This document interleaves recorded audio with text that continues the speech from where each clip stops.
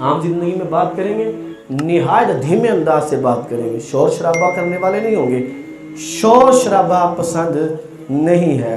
نبی رحمت صلی اللہ علیہ وآلہ وسلم جب بات کرتے تھے تو ایسے بات فرمایا کرتے تھے، گفتگو فرماتے، اتنا ٹھہر ٹھہر کر گفتگو فرماتے، سننے والا گن سکتا تھا کہ لفظ کتنے ارشاد فرمائے، کتنے لفظ بولے ہیں، ٹھہر ٹھہر کر اور صاف صاف ارشاد فرماتے۔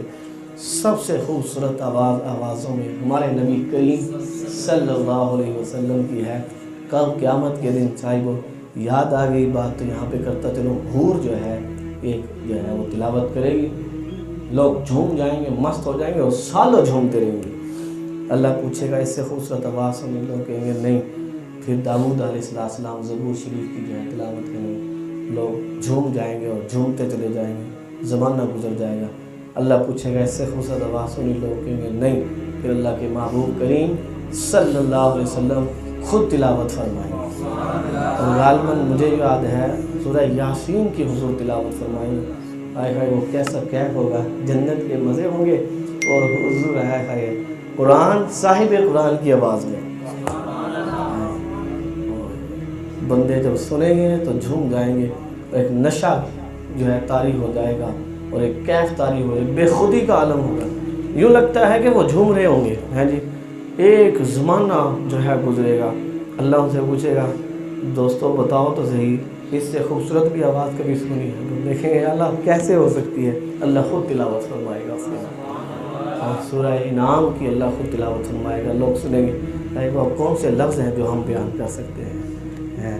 اللہ عز و جل یہ ذکر جو ہے ہمیں سننے کی توفیق عطا فرمائے۔ کسی کی بات کاٹنا جائز نہیں ہے، حضور علیہ السلام کی سنتوں میں سے نہیں ہے۔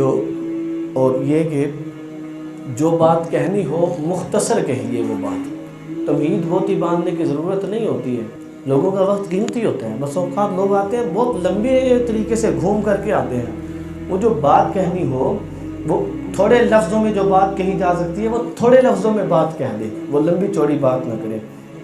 تالی مارنا جو ہے وہ خلاف سنت ہے، بے تکا پاگلوں کی طرح ہنسنا، جیسے لوگ ہنستے ہیں تو یہ سنت کے خلاف ہے۔ نبی رحمت صلی اللہ علیہ وسلم نے فرمایا التبسم من اللہ تعالی والقہقہ من الشیطان، تبسم اللہ کی طرف سے ہے، یعنی ایسا مسکرانا کہ دانت نظر آ جائیں، آواز پیدا نہ ہو، یہ حضور صلی اللہ علیہ وسلم کی سنت ہے، بلکہ یوں کہہ لو کہ مستقل سنت ہے۔